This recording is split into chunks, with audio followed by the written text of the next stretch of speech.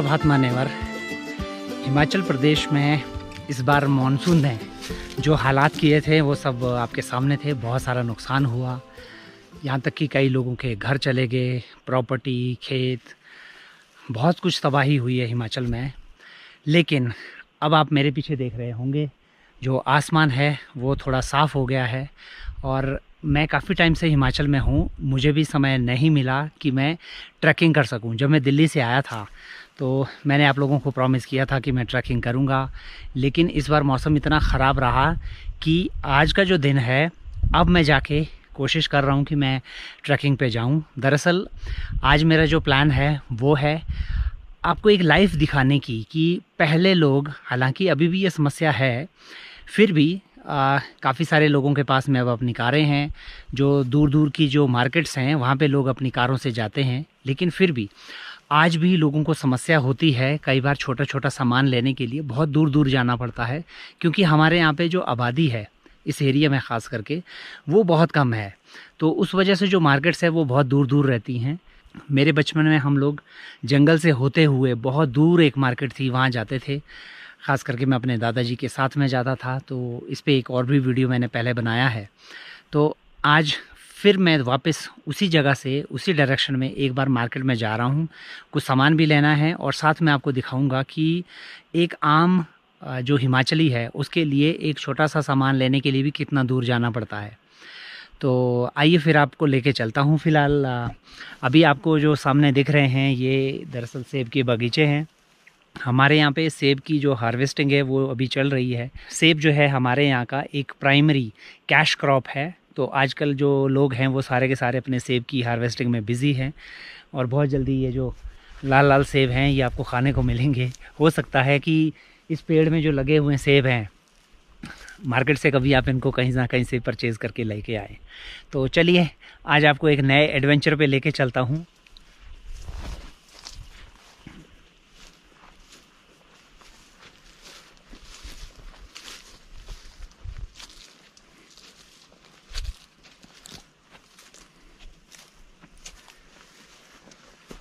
ये वाला जो बगीचा है ये लगभग पूरी तरह से हार्वेस्टिंग के लिए अब तैयार है। अब देखिए बहुत प्यारे सेब हैं, एकदम जूसी सेब। अच्छी बात यह है कि यहाँ पे जो मौसम है वो अभी बहुत सही है, क्योंकि ये धूप दोबारा से निकल चुकी है, नीला आसमान। और अभी हिमाचल को वापस अपनी पोजीशन में आने में बहुत टाइम लगेगा, क्योंकि यहाँ पे नुकसान बहुत ज़्यादा हुआ है। रोड्स अभी भी कनेक्ट नहीं है। मेरे गांव के लिए जो आखिरी बस आई थी वो लगभग 2 महीने पहले आई थी, अभी बंद है। ये जो वैलीज़ आपस में मिल रही हैं यहाँ पे हम लोगों को जाना है अभी। और ये है जी यहाँ पे सेब के बगीचे।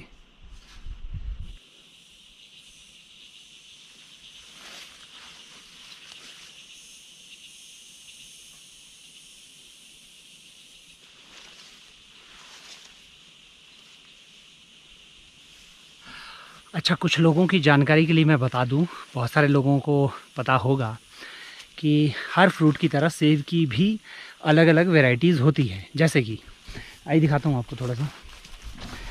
ये वाला जो है ये है रॉयल, इसको बोलते हैं रॉयल। ये वाला जो है लाल वाला काफ़ी महंगा बिकता है। और ये वाला है गोल्डन,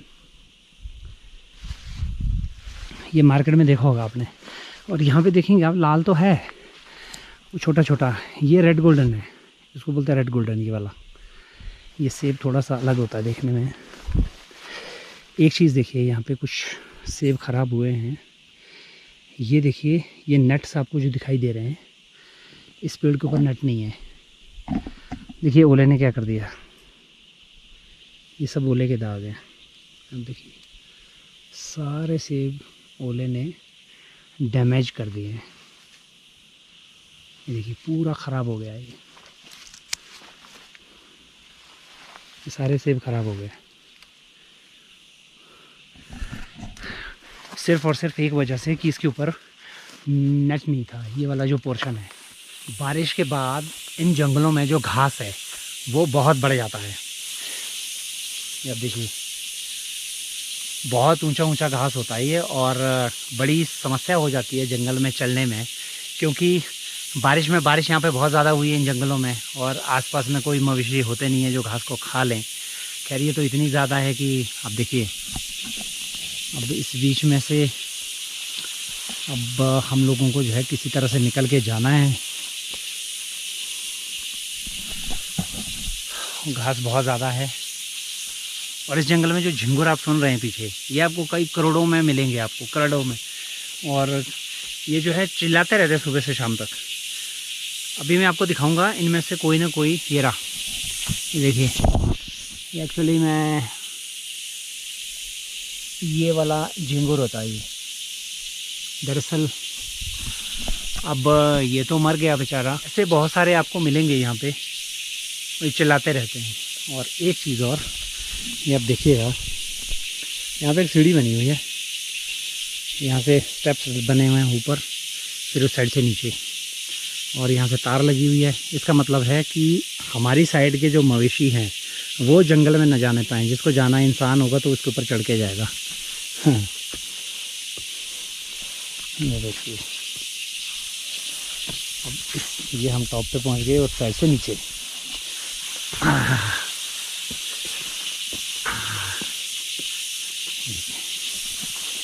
ये है जी घास, जंगली घास।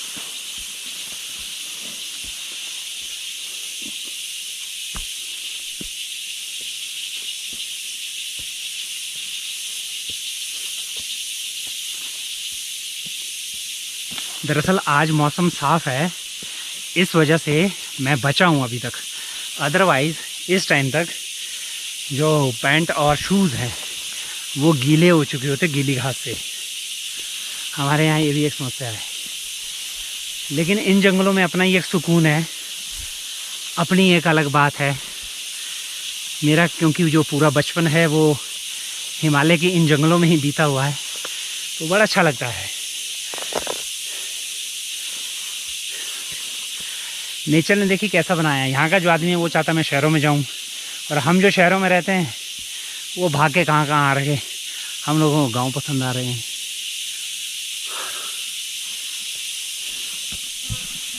वाह, ये वाला जो पेड़ है ये अखरोट का पेड़ है जंगल में। अच्छा, इसमें आगे आपको इस जंगल में तरह तरह के पेड़ मिलेंगे, और बहुत सारे जो पेड़ हैं उनमें काफ़ी सारी मेडिसिनल प्रॉपर्टीज़ होती हैं। जैसे कि अभी एक पेड़ आएगा, उसका नाम है थुना। बहुत सारी दवाइयों के लिए वो यूज़ किया जाता है, जिनमें से एक होती है यूरिक एसिड की। अभी रास्ते में आएगा तो दिखाऊंगा आपको वो पेड़। और ये वाला जो है दातुन के लिए इस्तेमाल किया जाता है। इसकी जो डंडी है उसके ब्रिसल्स बड़े अच्छे बनते हैं। एक मिनट देखते हैं दांत साफ करके।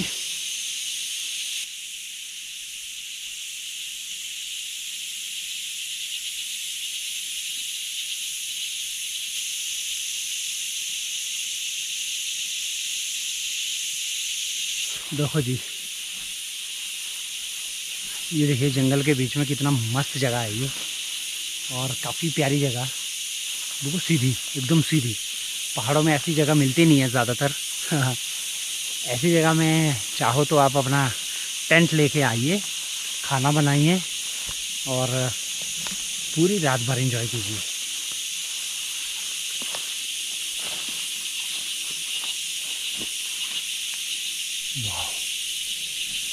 एक और मुझे यहाँ पे काम करना है। इस जंगल में कुछ नोमैड्स रहते हैं, गाय वगैरह पालते हैं, तो वो लोग दवाइयाँ देते हैं। दरअसल हमारी जो गाय है वो बीमार है, तो मुझे कुछ दवाइयाँ लेके जानी हैं उसके लिए। वो है सामने वैली, जहाँ पे 2 वैलीज़ मिल रही हैं, यहाँ जाना है हमें। चलो जी, बहुत दूर। और ये बना मेरा वो ब्रिसल वाला। बहुत सारे लोग पहले हमारे गांव में इसको यूज़ करते थे ब्रश करने के लिए। इस वाली लकड़ी में ब्रिसल बड़े अच्छे बन जाते हैं, तो इसीलिए बड़ी फेमस है। तो ये जंगल है, क्योंकि पहले लोग क्या करते थे, एक चीज़ और है, ये माउस के लिए होता है। ये दरअसल अगर हम इसको चिपका दूंगा अपने कपड़ों में या कहीं पे भी तो ये चिपक जाता है। तो लोग क्या करते थे, इसको जहाँ पे चूहे का बिल है ऐसे ऐसे गोला उसके सामने रख देंगे और उस बेचारे पे ये चिपक जाएंगे। और वो क्या होता है कि जब उसको चिपक जाता है तो उसको अनकंफर्टेबल लगता है, फिर वो दूर चला जाता है घर से, उस बिल में वापस आएगा ही नहीं। तो आप सोचिए जो पुराने लोग हैं वो किस तरह से नेचर का इस्तेमाल करते थे अपनी डेली ज़रूरतों के लिए। और ये जो जंगल हैं पूरे भरे हुए हैं तरह तरह के पौधों से, इसमें आपको लाखों तरह के घास मिलेंगे। हमने इस पे वीडियो बनाए हैं पहले भी कि यहाँ पे कितने सारे जो आयुर्वेदिक औषधियाँ हैं वो इन घास के बीच में मौजूद हैं। अलग अलग तरह की अजीब अजीब तरह के घास हैं। ये घास आप देखिएगा, ये आपको ऊपर से ग्रीन दिखाई दे रहा है, नीचे से वाइट होता है। ये यहाँ के लोगों के लिए साधारण बातें हैं, लेकिन कई ऐसे लोग हैं जिन्होंने देखा नहीं है कभी इन चीज़ों को। तो मैं हमेशा कहता हूँ कि कभी भी आप हिमाचल प्रदेश आते हैं तो आप हिमाचल में जो सिटीज़ हैं, सिटीज़ सब जगह एक जैसी होती हैं। आप थोड़ा सा रूरल हिमाचल में आइए, सच में आपको बहुत अच्छा लगेगा। यहाँ की लाइफ देखिए कि यहाँ पे लोग कैसे रहते हैं, कैसा कल्चर है, आपको एकदम अलग लगेगा। यहाँ पे दिखाता हूँ एक आपको बड़ी अद्भुत चीज़ जो मुझे आज तक समझ नहीं आई कि वो है क्या और किस लिए है। और इस पे लाखों रुपए खर्च किए गए हैं सरकार के द्वारा। फॉरेस्ट डिपार्टमेंट, वन विभाग ने एक काम किया है, ये आप यहाँ पे देखिएगा। पहले ये पिलर्स हैं, ये कंक्रीट के पिलर्स हैं, ऊपर तक है काफ़ी, और इसमें तारें लगी हुई हैं ये, ठीक है जी। और ये आप देखेंगे नीचे जंगल है पूरा, मेरे लेफ़्ट राइट में देखिए जंगल है, ठीक है जी। यहाँ पे कोई दूर दूर तक आपको इंसान नज़र नहीं आ रहा। अब मैं ये समझना चाहूँगा, बीच जंगल में एक पार्टीशन किया हुआ है तारे लगा के, किस लिए? चलिए समझ आता है, जहाँ तक तो लोगों के खेत हैं वहाँ पे फॉरेस्ट डिपार्टमेंट अपनी फेंसिंग कर दें कि भाई यहाँ से आगे फॉरेस्ट है, आप यहाँ से आगे नहीं जा सकते हैं। लेकिन अभी मैं जंगल के ठीक बीचों बीच हूँ और ये मुझे समझ नहीं आया कि ये किस लिए है। सोचिए इस पे लाखों रुपए, ये देखिए ये कंक्रीट के पोल्स हैं, ये कई लाखों में मिलेंगे आपको इतने बड़े जंगल में। और फिर इस पे ये कंटीली तारें, ये वाली ये लगी हुई हैं, किस लिए? कौन आएगा यहाँ पे? यहाँ पे कौन आएगा? जंगली जानवर। जंगली जानवर को आप इन तारों से क्यों रोकेंगे? क्या आप इन तारों से रोक सकते हैं? ये लीजिए, इसके नीचे से घुस जाएगा वो तो वैसे ही कहीं भी चढ़ने के आदी होते हैं। मेरे को आज तक समझ नहीं आया। अगर आप में से कोई लॉजिक जानता हो, समझता हो, तो प्लीज़ आप बताइएगा इसमें कि ये फेंसिंग किस लिए है, बीच जंगल में फेंसिंग किस लिए है। एक जो लॉजिक थोड़ा सा समझ आता वो आता है कि जंगल को भी डिवाइड किया होता उन्होंने कि यहाँ से आगे ये वाला बीट है, वहाँ से आगे ये वाला बीट है। जंगल को दरअसल एरिया में डिवाइड करते हैं ये लोग। उसके लिए फेंसिंग की क्या ज़रूरत है? पिलर लगाइए ना, जैसे भारत नेपाल बॉर्डर पे जो इंटरनेशनल बॉर्डर है, एक पिलर वहाँ, एक पिलर वो नीचे, उधर को नेपाल, इधर को भारत, खत्म। बल्कि बॉर्डर तो वहाँ सील होने चाहिए। भाई तुम क्या कर रहे हो? ये तुमने पब्लिक का पैसा, कई लाखों बल्कि करोड़ों रुपए का बजट इसमें स्वाह कर दिया, जिसका कोई लॉजिक है ही नहीं, जो मुझे समझ नहीं आ रहा। मे भी हो सकता है मैं गलत हूँ, आप लोग बताइएगा अगर आपको समझ आता है तो। देखिए वो नीचे से गई हुई है, देखिएगा ऊपर तक मिलेगी आपको ये फेंसिंग। फेंसिंग भी कोई प्रॉपर नहीं है, बस तारें लटका दी पिलर्स में। लो जी, हमने अपना काम कर दिया, लाओ हमारे पैसे दो। हाँ।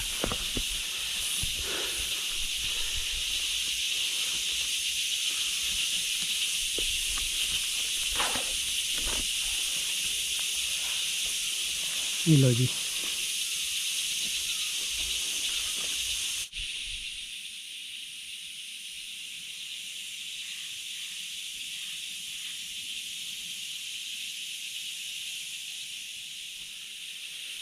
अभी फ़िलहाल काफ़ी ऊपर आ गया हूँ और वो जो नोमैड्स हैं उनका घर आने वाला है पास में ही, अब ज़्यादा दूर नहीं है। उम्मीद है कि वो लोग घर पे मिलेंगे तो मेरा काम हो जाएगा। अगर आज मेरा काम हो जाता है तो सच में मज़ा आ जाएगा।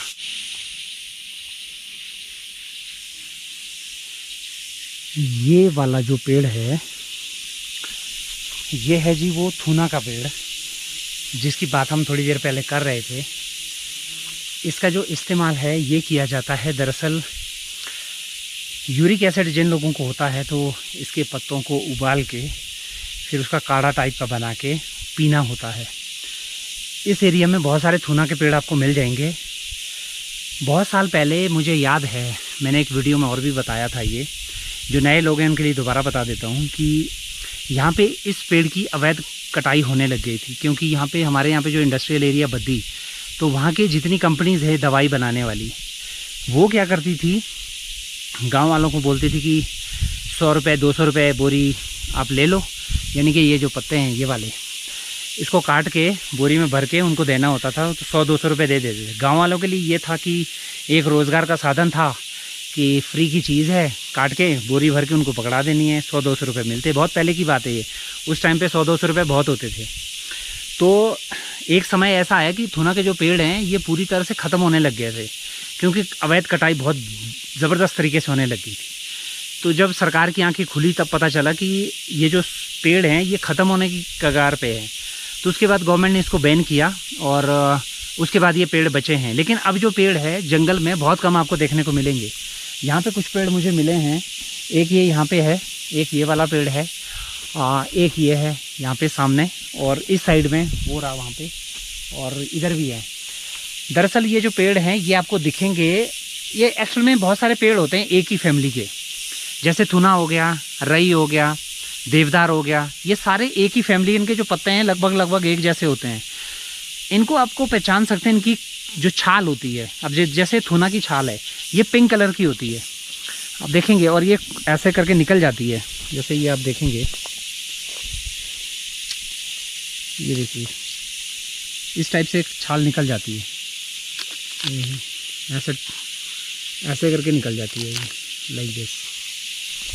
तो ये पिंक कलर की इसमें छाल होती है। और इस पेड़ में अगर आप देखेंगे, ये जो झिंगुर पीछे चिल्ला रहे हैं, कितने सारे बेचारे मरे हुए हैं, आप देखेंगे यहाँ पे